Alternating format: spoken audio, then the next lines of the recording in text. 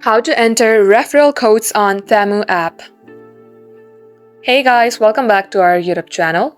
Without any further delay, let us get started. Launch your Temu application from your device and get logged into your Temu account. Tap on the Use section from your bottom bar. Now you will also see the option of Coupons and Offers. Here you will see 3 tabs. One is unused, another is used, and one is expired. In order to paste the referral codes, you have to be on Unused option. Now let's go ahead and type in the code that you have. Once done, tap on Apply. And if the code is valid, you will be successfully able to redeem it. Now you can also tap on this Used tab, and then you will see all the coupons that you have used. If you tap on Expired, you will see all the coupons that has expired. And just like so, this is how you can do it.